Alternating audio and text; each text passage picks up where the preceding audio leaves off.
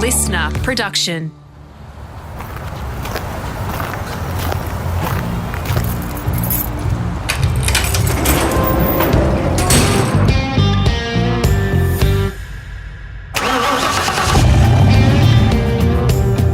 I'm automotive commentator and journalist Greg Rust, and this is Rusty's Garage.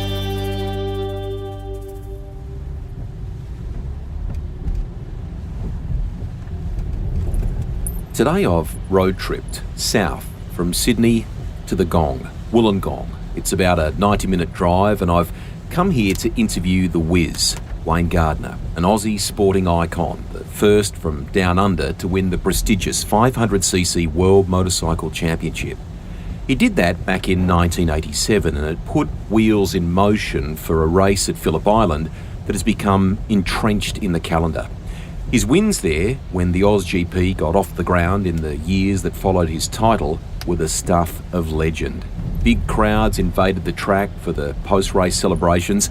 It was huge, as the late Darrell Eastlake would say.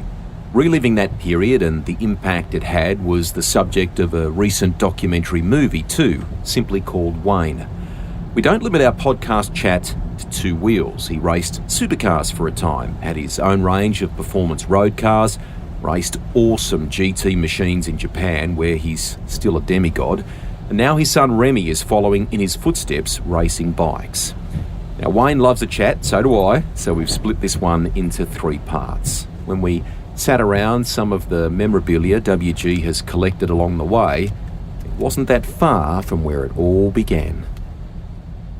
Rusty, amazingly, this is actually where this area just here in North Wollongong is exactly the place. In fact, just one street away is where my whole career started, where I found the $5 motorcycle. Crazy. And I went halves with my mate, $2.50 each, and then got my mum, raced home and told my mum on my push bike, and told my mum that I bought a motorbike, and she told her what, and it had no back wheel and rusted up engine, and she said I was mad, and I said, no, it's got potential. And she came down and picked it up, and I sat in the boot of the car with it all the way. It was a HQ Olden, and I sat in the boot all the way home. You could in those days because there was no seatbelt in it. And I love that thing to death, that bike. And my mate's father was an engineer, and he worked at Vernier's Engineering in Wollongong. And his name, and Barry was my business partner, as you could call it. This is where it all started, this area, and now I own property down here and warehouses and so on. So it's done a complete circle, and I'm back home here now, obviously for the Christmas New Year period, and to see my family and property developments that I do as well. You always enjoyed two-wheeled stuff as a young bloke. Let's talk bicycles for a moment, because that kind of engineering side of you came out as a young man, wanting to modify bikes and to have the right machine for good wheelies, I think, wasn't it? Yeah, that's right. Look, I've always thought a little differently. I've been, I suppose, I have an entrepreneurial brain or feeling for it. In fact, it all started when I was a little kid, apparently. Every toy that my mum and dad gave me, whether it was Lego or whether it was, or whatever they gave me in toys, I'd pull them apart, first thing is, to see how it worked. So I was always intrigued at how do things work. And so that mentality is still in me now. And of course, then my dad used to be a truckie, and he had many failures on the truck, so he had an old welder sitting in the garage. And one day I had a Malvern Star Mustang, and I used to wheelie that around, and that was all good. But then I looked at the old bike that we had, and it had suspension. I thought, why don't push bikes have suspension? That seems like obvious. So it was never heard of then. It was the first time. So I got the hacksaw out and the welder and made up a swinging arm for it, and took the shocks off my motorbike and put it on my push bike. I took one shock off and made a monoshock out of it, because I realised that it's only a light bicycle. And it worked perfect, and everyone said, wow, where'd you buy that? I said, no, I made it. So that entrepreneurial thinking has started at the age of 13. So, and then of course, I think then I designed gloves for manufacturers, having the built-in protection of carbon fibre pieces because I had broken fingers and things like that, so I really wanted to fix that. Then I designed boots after breaking my leg that were more solid and more strict. But the big problem in that era of the 80s and 90s was that the technology hadn't caught up to my ideas. Mm-hmm. So, but now if you look at all the latest Alpine Stars and some of these big manufacturers now, they're all using that style of stuff. So you can see that I was really a forward thinker. And every time I see a problem, I always try to engineer something to fix it. So, my life has always been around that. And I love the engineering side of it. And I think that also works with Remy as well now. Definitely. We'll get to Remy and what he's doing and the path that he's going on. Tell me a little bit about your dad and your mum. Your mum's been amazing in some of the things that she's kept from your career. Yeah. Your dad was a tough man. What were the trucks that he had back then? And what was he doing? Because we're in the Gong and there's, obviously Port Kembla and mining around nearby. What sort of trucking runs was he doing? My dad used to work out at Albion Park. They've got some quarries there, Cleary's and Farley and Lewis, if I remember back then. My dad used to drive an old international truck, cab over style, and a tipper truck. So he'd cart, road base and, general gravel, sand, whatever. He also did then the coal runs. He was driving coal trucks here in Wollongong from up over the top of the mountain here down to the port.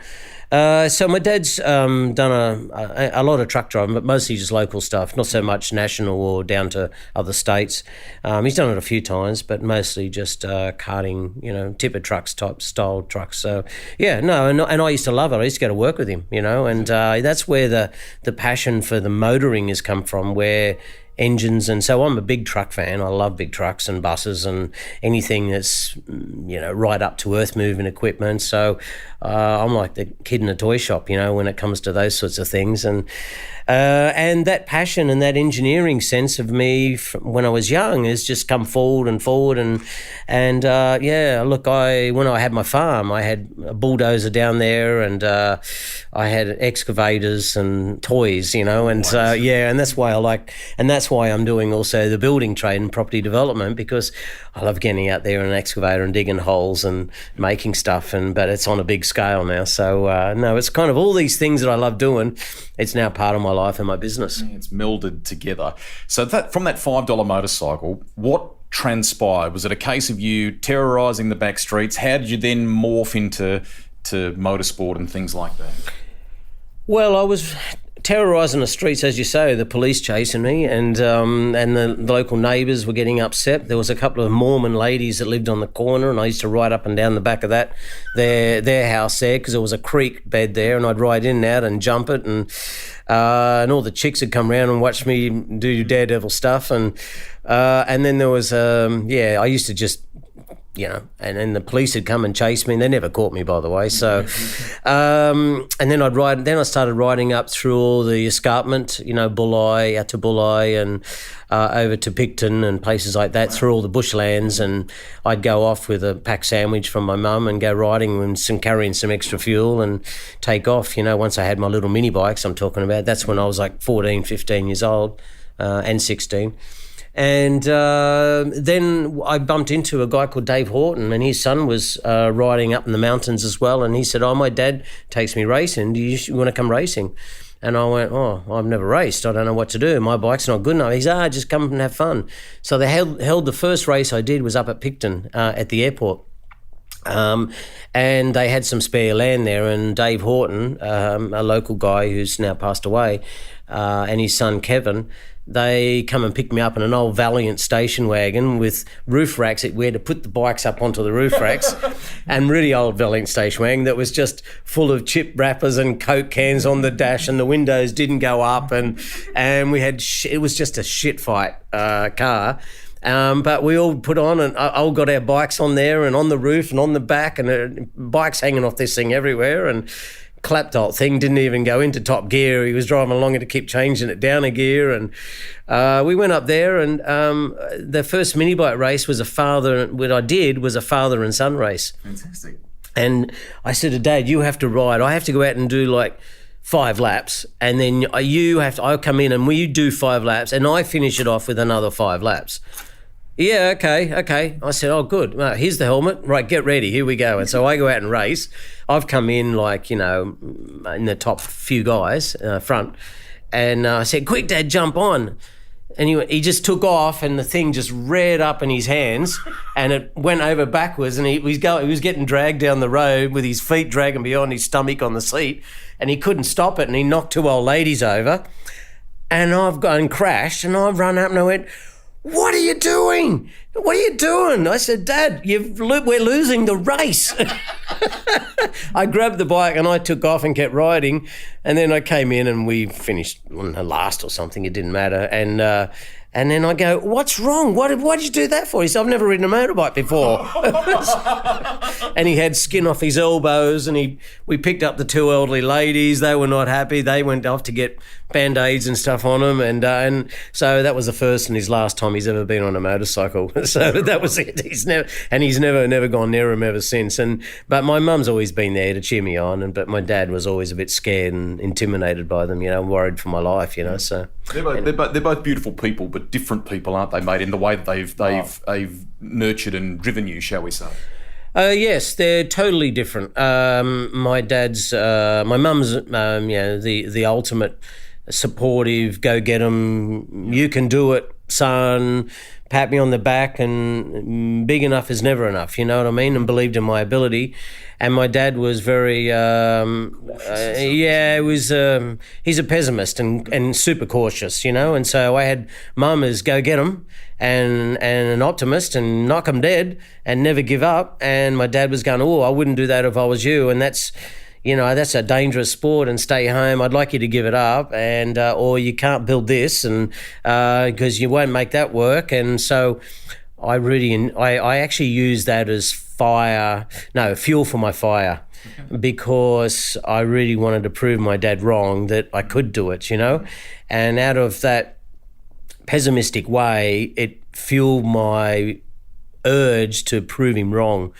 And that started at the age of about 15 years old, and it still is as of today. And funny as though this morning, after building a huge project out at Bellambi now, he said to me this morning, I think it's very impressive, and he said, you've done a great job, son. So that's the first time I've had congratulations from him, and only took me 60 years to get to here. I love it. Funny as though, but Lisa says to me, she said, whatever that is motivating you, don't stop it. Don't make it up with your dad, and don't sit down now, because you're on a roll. So I've just got to keep going and enjoy it, Awesome, mate. Is it true that your first proper road race was Amaroo Park, Sydney's northwest? I think that's a venue that's now gone, obviously, all lifestyle properties out there. And was it a second-hand TZ250 Yamaha? Is that one of the early road races for you? Yeah, that would have been about 77, 78. In fact, the leathers are just over there. Fantastic. Yes, I bought a second-hand TZ250 B model, ones with straight-up shocks on the rear. I bought it from a guy called John Dayhu. In fact, John lives in Manly, and when I was living in Manly for a while, I used to go and visit him. He's got a framing shop. Yeah. So it was kind of good to talk to him again and catch up, and good guy. Yes, that's right. At Amaroo Park was my first road race. That's exactly correct. I don't know where I finished. I can't remember, but I was not too bad. I think I was up there. I didn't win. Or maybe I did. I can't remember. But I think my second race was Oran Park, and I fell off and broke my collarbone that day. So because I'd won the 250, and I was trying to win the 350 with the 250, and I nearly did, but I high-sided coming out of one of those corners and got up, and I knew I'd crashed, and got up and my shoulder was hurting, and I went, oh, what happened here? And thought like a truck hit me. And the guy unzipped my leathers and pulled down, and it was sticking up here. And he said, I think you've broken your collarbone. I went, what's a collarbone? So, the pain you got, that's what it is. So I had, a few weeks off and rested and got back straight onto it as soon as I could. I loved it. Are you hell-bent on a career in motorcycle racing at this stage? And how are you making sort of ends meet at this point? What's the first road car and things like that? The first time I rode a road racing bike was a guy called John Zammit. He gave me a ride. It was the first day I I did try road racing was at Oran Park, and I rode my 125 YZ 125 motocross bike with road tyres on. It was a club day, the Wollongong Club Day. And at the end of the day, John Zammit said to me, he was a road racer, and he said, if we get a chance, you want to try out my 250? And I went, yeah, because my thing seized, because I took the air filter off in those days off my 125, thinking all these guys have got no air filters, and I did the same, but I didn't realise you got to jet it up, and it seized after 2 laps. So I sat the rest of the day out, but I hung around and pestering John all day saying, can I have a ride? There's not enough time. I said, come on, John, give me a ride, please. And this is going to be an amazing story, because I went out there and I ran real carefully, and I came onto the straight, and this thing just accelerated, down the straight. And I went, oh my God, where has this been in my life? You know, I went round quite fast. I broke the lap record for C graders my first time out. And Tony Hatton was there that day. Okay. And Tony was watching, and he goes, Jesus, look at that kid. He said he's either going to be the world's champion or break his neck. And I came in, he said, wow, you know, he was impressed. And but I came in going, oh my God, that is the best thing I've ever done in my life. And this is what I want to do in my life. Yeah. This is it. The amazing story is, when I took Remy to Spain, he's never road raced. His first road race was in Spain. Yeah. His second road race was in Australia. Yeah. His first one was in Albacete. He went out and he was riding the little NSF 100 because we got an invitation from Honda. And Remy did his first race. He finished around about 20th out of 40 guys. And he come in and I said, oh, how was that, Remy? It might have been 18th, in fact. I said, how was that? Remy took his helmet off. He was only 12, and he goes, Dad, that's the most amazing thing I've ever done in my life, and I never want it to stop. And I said... You're like looking in a mirror at this stage. I said to Tony, my wife then, I went, did you just hear that? And she goes, yeah, so? And I went, that's nearly the exact words what I said. How canny is that? And he had number 87 on his bike. And I went, wow, this is spooky.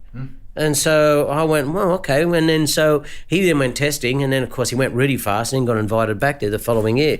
Then we came home to Australia, and he did one, and then he got invited to his first road race, which was in Australia, which was at Phillip Island, and he won both races on an old Morawaki that was 14 years old, and cleaned everybody up and won the Australian title. And I went, wow, well, that's finished quick, isn't it? Yeah. The Australian time. So then we went the following year back to Europe, and that's how Remy got started. But the amazing thing is, yes, I started out at Amaroo, then I did Oran Park, and then I just loved it, you know, and I couldn't do it enough. And I was working as an apprentice fitter and turner at that point, and doing an apprenticeship. And so I was learning engineering side, only because I had to have a job, and I was earning $48 a week at that time. So I had to be careful how I spent my money, but my mum and dad, you know, loaned me the money to buy things like a car and things like that. But I paid them back. I paid them $25 a week out of the $47. So, which was good for me, because it made me learn how to manage money and be, you know, have responsibilities and live up to it, you know. So, and I think that's an important part of, you know, that's not happening today in the youth. I think there should be more of it, you know. 87 is a reoccurring number in your life for all sorts of reasons, from the world title in 1987, the way that Remy's adopted the number as well. But numbers for bike races are, you know, quite a key thing in many ways. And for you, am I right in saying 111 was the first, or among the first? Yes. My first road race was on the YZ125, even though it only did about 3 laps. And it locked up down the straight, and it just dragged the back wheel to a stop. And I went, what happened then? And some guy came over and he said, you should have pulled the clutch in because it seized. I said, oh, was that what happened?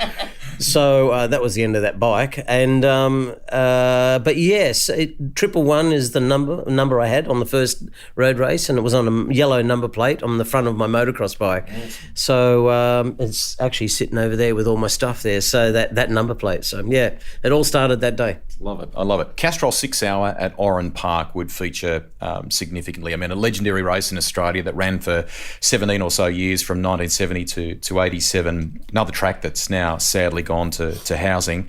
If memory serves, you won there in 80 and again in 82. How important in the grand... And 79 too. And how... I won there in 79 on a 650 Kawasaki. So, yeah, that was the first year.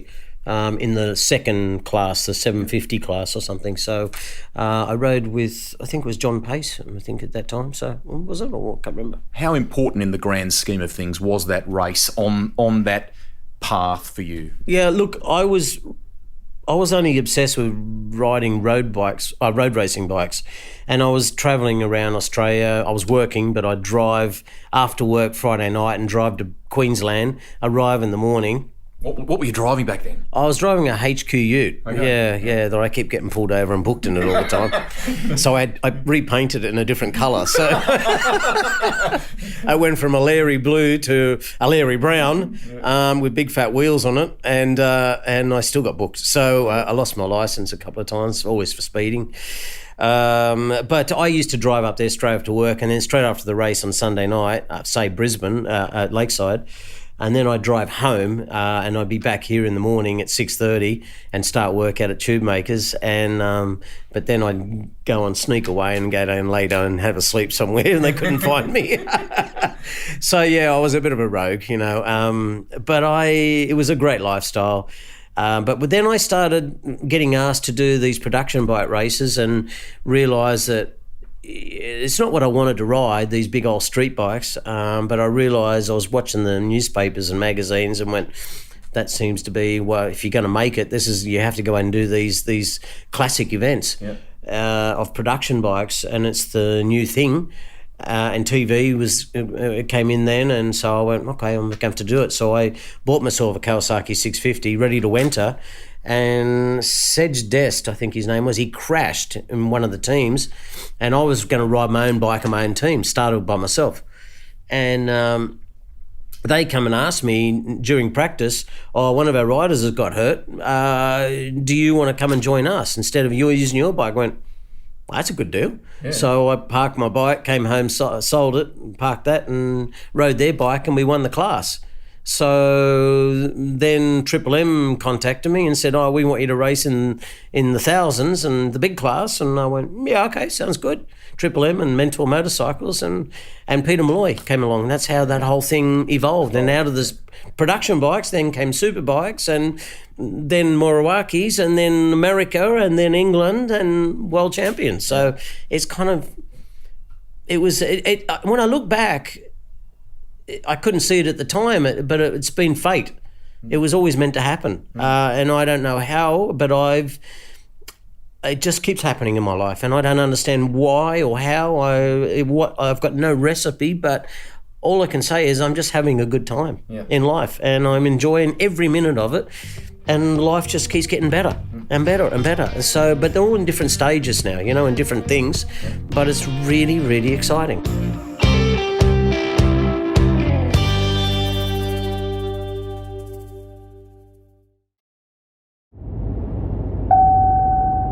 WG, isn't it interesting how that also looks like an abbreviation for Wollongong?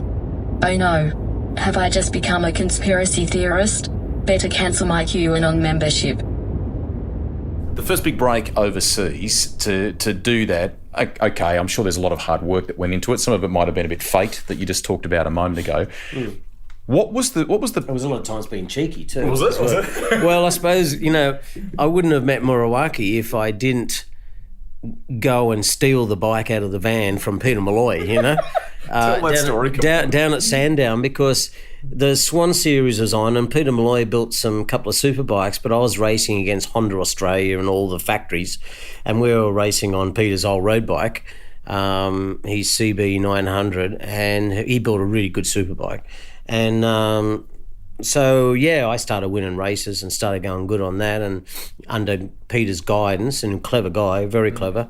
And then we did the 6R and we won that, and we started smashing the manufacturers. And then, of course, we were down at Sandown to race in the next round of the Swan Series because we missed the second round because we blew an engine up, well, the only engine we had.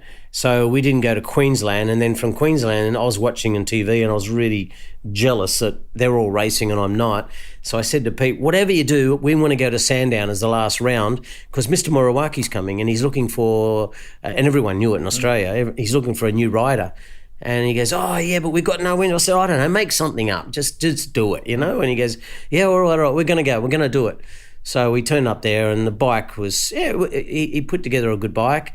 But it looked like in the Swan Series race, it looked like it was going to rain and I'm very fast in the wet, you know, and because of my dirt track skills and as a kid. And I said, oh, geez, I've got no chance in the dry with this bike. It wasn't fast enough, but if it rained, I could win this and I'm going to look like a hero. So I decided to put wet weather tyres on the bike because it was looked like it was going to rain. It was overcast and it was got that feeling. I went, I'm going to outsmart everybody here. So I rode out onto the grid on wet weather tyres and everyone else had slicks on. And they started the race and I went, come on, rain. And it didn't rain. And I'm chasing around, but I was sliding and slipping and dirt tracking everywhere on wet weather tyres and dry. If it had a rain, I would have pissed it in, you know? So anyway, I put the bike away. Sorry, bad choice, the tyre, but it was a gamble. Yep. And Pete locked the van up, put it in there. That Swan Series race was over. And he wandered off, and I didn't know where he went, but he was up on the grandstand drinking beer and talking to people and talking with Mal Pittman. Yep. And people like that. And I was downstairs, and it starts piercing down rain. And you know, half an hour too late. And then I hear him calling on the antenna, the Ballad's PA system. They're going, all contestants for the Australia Unlimited Championship race, come to the grid now. It's raining and we better hurry up. And I went, Unlimited Championship? I'm not entered in this.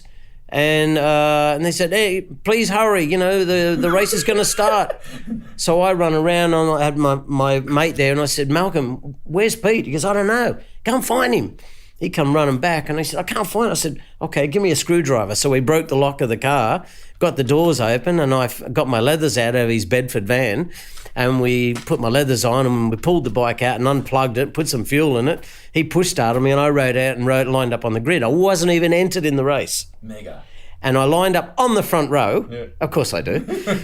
And it was pissing down rain and they were in a frenzy and they didn't even count who was out there or what was there on the grid. And it was a perfect situation to get away with it. And I just lined up and the flag goes and I just disappeared. I just took off and just went and rode off into the distance and won by 30-something seconds. And as I'm riding around and it starts getting dried out and Pete said, he's sitting up in the grandstand and he's talking to me and he said, oh, what tyres is Wayne on now? And he goes, no, Wayne's downstairs. He said, well, who's that? And he's going, that fucking little asshole, you know. And so I went on to win it by a long shot. And then I had to come back to the start-finish and I was standing there and they put the garland round me. Put the garland around my neck and gave me this big silver dish, which is upstairs. I've still got that. And they gave it to me and then I turned around and I did a little, thank you, thank Peter Malloy's sponsors, whatever, because it had stopped raining then. And then I look around and here comes Pete Malloy, you know, they call him Grump, and he come walking up and, oh, God, he was angry. And he comes up and I went... He goes, you fucking to me, and I went, here, Pete, this is yours. I pushed the silver dish into his chest. He went, oh. It was fucking unbelievable, mate. That was unbelievable. I love you. It's great. He said, incredible, but don't ever steal my bike again, you little asshole. We never forget that day. That was just one of those special moments. And then we took the bike away, put it back in there, and we had having a beer. And then Graham Crosby come up to me and said, I'm Graham Crosby, blah, blah, blah, blah, blah. He said, Mr. Moriwaki wants to meet you. I said, oh, really? I said, yeah, he wants to meet you.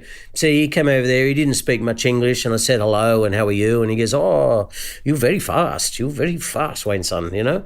And I said, oh, yeah, yakety yak. He said, So we met and had a beer and chat, and he wandered off, and then Crozzo went back to New Zealand, and then about a month later I had a phone call from Crozzo saying, Mr. Moriwaki's contacted me. He wants to know, do you want to go to Daytona in 1981 in February?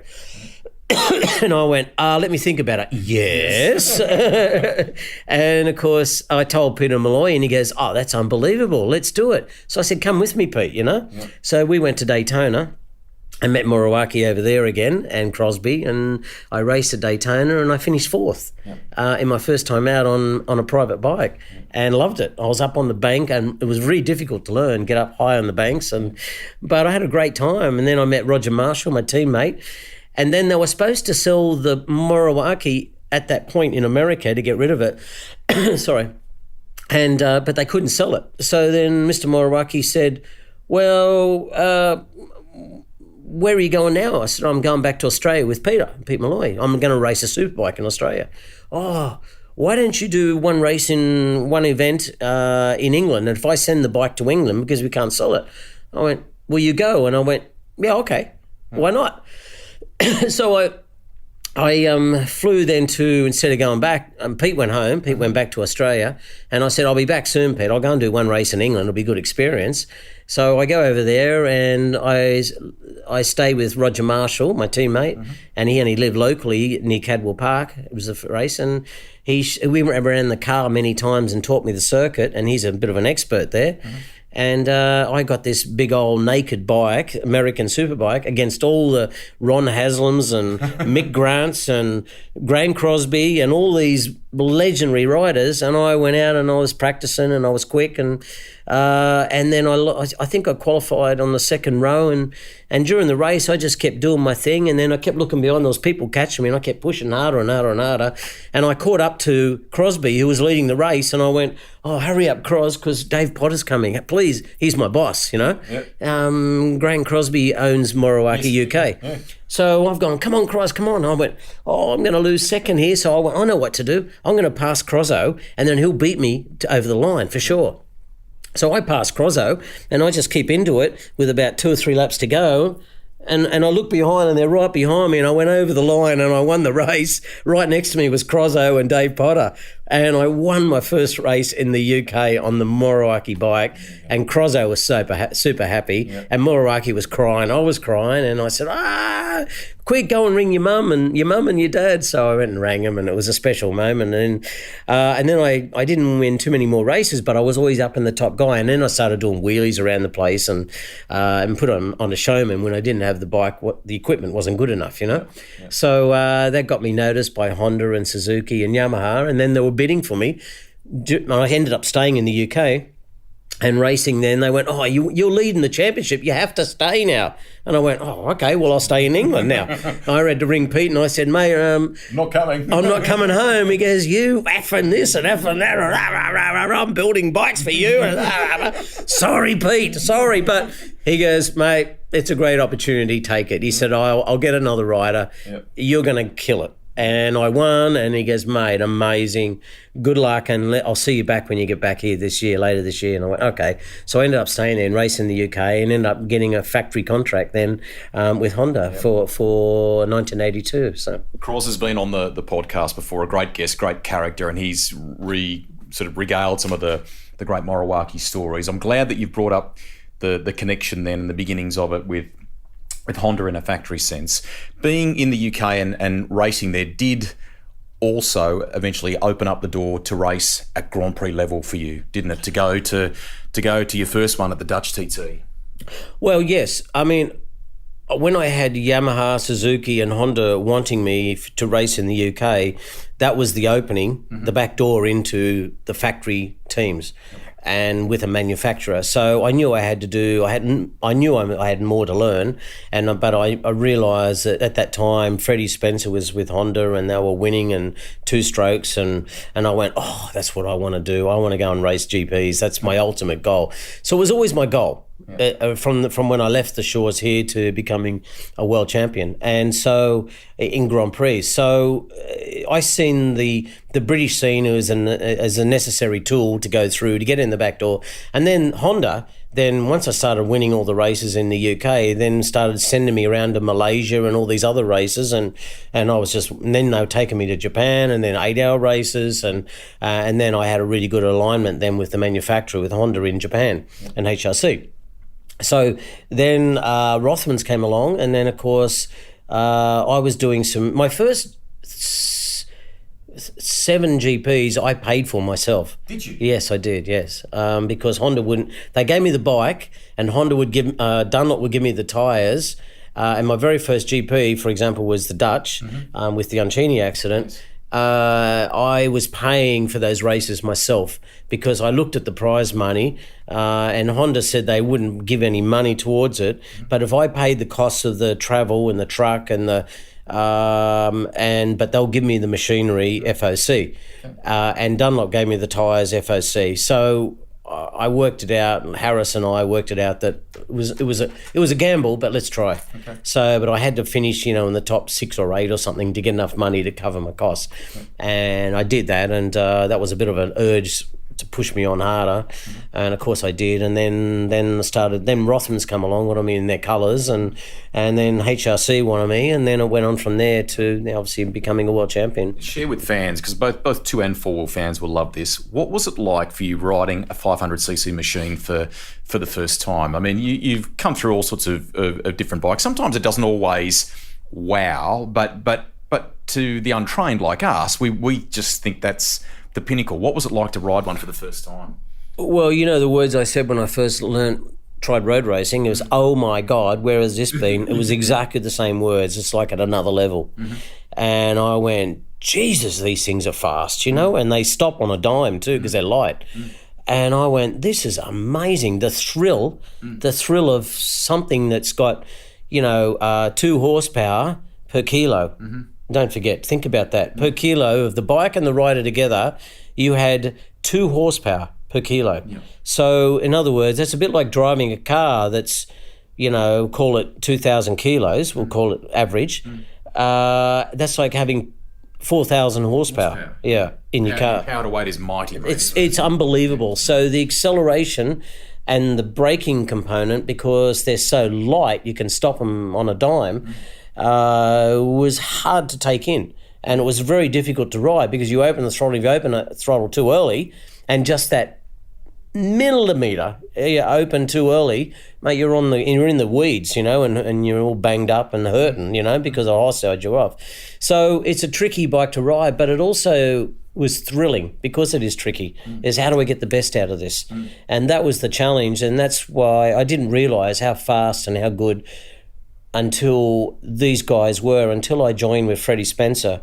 I was his teammate in 86 and 87, and I couldn't not understand how Freddie could be 2 seconds a lap faster than me. I just went, I don't know how he does that, And so I had to learn from the best and try to understand this bike, and I did, and I just put my head down and obviously crashed a few times, but I just studied it, understood it, and we didn't have data in those days, so I just had to watch the videos and look at it and talk to Freddie and talk to Honda and talk to Jeremy at that time, Burgess. So, it was a case of just working it out. Everything's solvable in life. It's just a case of you got to have all the, a bit like when I was a kid. How does this work? I had to know how it works. Okay, it works like this. Now I put my flair to it, And that's how you do it. You brought up the Franco Uncini thing a moment ago. I mean, that must have been a frightening moment. So he falls off the bike in your first ever GP. He's endeavouring to get out of harm's way, and just freakishly, you happen to crash into him. He would go into a coma, but make a recovery. But at the time, for a young man trying to make his way to break into this scene, that must have been quite confronting. Well, that was a baptism of fire, wasn't it? My very first GP, as I said, and I'm paying for it myself. I went over there, and I think I qualified 2nd or 3rd row. It was pretty good on a standard RS, like not a factory bike, and made a good start. I was just happy just to be in there. That was when it was a long track. It was about 8 kilometres around the Dutch T2, and I came around the corner, and I think I was in, I don't know, maybe 10th or 12th or something at that time. And I was in a big line of riders, and next to me I see all the riders go to the right, and here's Franco. He'd hide-sided off because he was up in the front field, and he was the world champion at that point.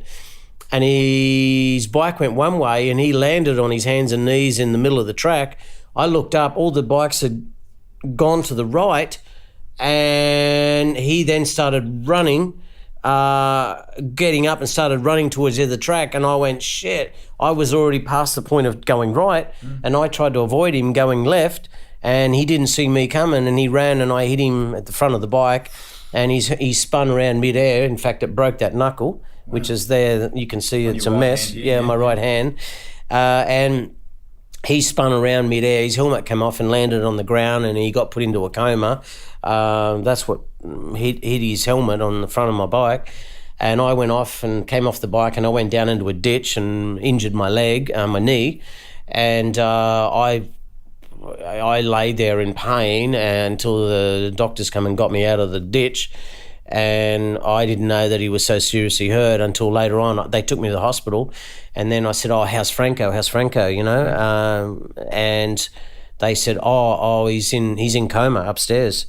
And I went, "Oh, really? A coma?" And they went, "Yeah. He's not very well. He's very serious." So I said, they said, would you like to see him? I said, I was in a wheelchair because I had some fluid on my knee and stuff, and they took me upstairs thinking that he was okay, and they opened the door, an intensive care door, and then here he is laying on this steel slab, and he's had like a towel across his abdomen, and he had electrodes all over him, and he's laying there just shaking in like spasms, but he was in a coma. And I seen that, and they said, he's not very well, he may not live. And I broke down in tears, obviously, and I felt like I'd killed the guy, and even though it wasn't my fault. And luckily the TV captured the whole thing because that explained exactly what happened. And I explained it, but no one believed me. Then after this shock of seeing him, then I went downstairs.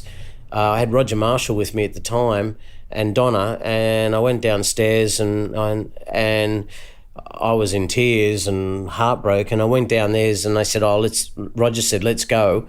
So they took me downstairs, and when the elevator opened up, there was hundreds of people inside there, including Franco's wife and children and everything, and they're all screaming, and this huge emotional moment of terror in their faces.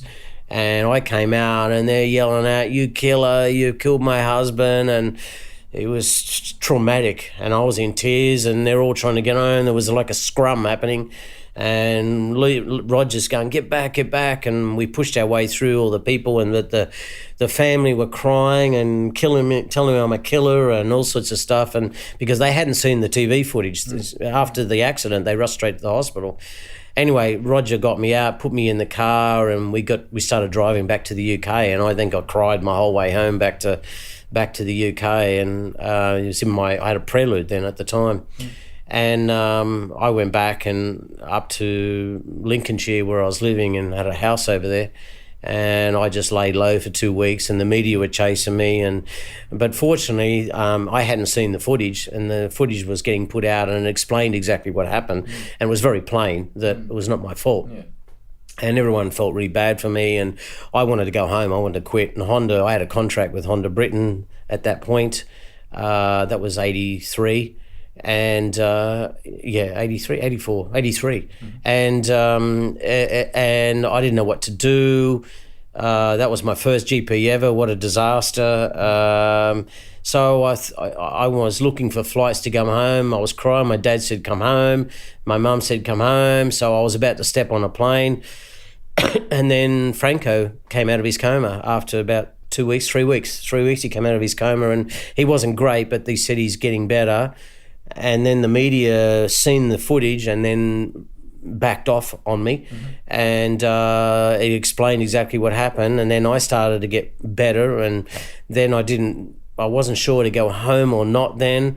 And then Barry Simmons rang me from Honda and said, well, how are you? And I said, I'm okay. And they said, you've got a race coming up. You want to go and race or not? Or you want to go home and quit? And I said, well, Franco's getting better. And they said, yeah, you should, you should stay. And I went, okay. So I decided then once Franco was getting better and I was getting good news from him, I then went to Donington and I was on tender hooks. I went out there and then I started riding, and then I got the feel of it again and got the urge, and it all came back to me, and I went out and won. I went out and won all those races then, and then came home and I went, oh, that's so good. I can't let that go. Right, yeah. And Honda said to me, oh, you can't go home. You're too good, So I ended up staying, and the rest is history. Yeah, tremendous. You've recounted about the fact that you would get the factory ride, that 86 you'd be runner-up in the World Championship that year and learn from one of the greats. 87 was remarkable, mate. 7 wins from 16 races. First Aussie to claim the title. Just a huge feat. You were a long way from home, Toto, in terms of doing this. The kid from Wollongong had conquered the world title. A massive feat. Yeah. Look, I think the important thing about this is it was about achieving your dreams, and chasing your goals, your long-term goals. I've always thought big. I've always, if I'm going to do something, I looked up to all my heroes, Kenny Roberts and Randy Mamola and all these legends. Before I even started, they were on the road race scene and were huge legends. And so then I obviously got to meet all those guys and like hanging out with them and then racing against them. But I wanted to beat them too, So, but I learnt a lot from them. I went on to, with Honda, had a good bike that year. It wasn't the best handling bike, but certainly very fast, in a straight line. We used the power, but I had to work hard on the bike to get it around corners because they had a very low centre of gravity and didn't really work, and we kept complaining about it. I went on to win the world title, and so beat my heroes. Beat my heroes like Randy Mamola. I took the world title from him, and to this day, Randy never won a world title, but I did. So that to me is kind of really accomplishing, and a good feeling. And of course, when you see some of the photos of the day when I was world champion, and and have the T-shirt on, and it was hard to believe, but it happened. It was true. It happened in real life. And that's why my book came out, and it was called Dreams Do Come True. And that's where the movie came off the back of the book. So, yeah, I never dreamed of all the other things that had ever happened. At the end of the day I'm finding that first bike. I was just inquisitive, and I wanted to go out and ride and learn, and I'm very competitive, and I wanted to give it my best shot. And if this is my shot in life, this is what I'm good at, I'm going to make the most of it. And I did.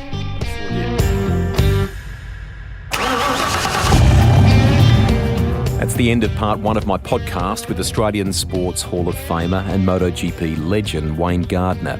Now, because he kindly gave us so much of his time before heading back to Europe, we have split this chat into 3 parts. We don't often do that. Parts 2 and 3 are good to go for you to enjoy right now. So head back to the library and hit the start button. In those parts, we cover why loyalty stopped him winning more 500cc world titles to touring cars, GT cars and more. You will love it.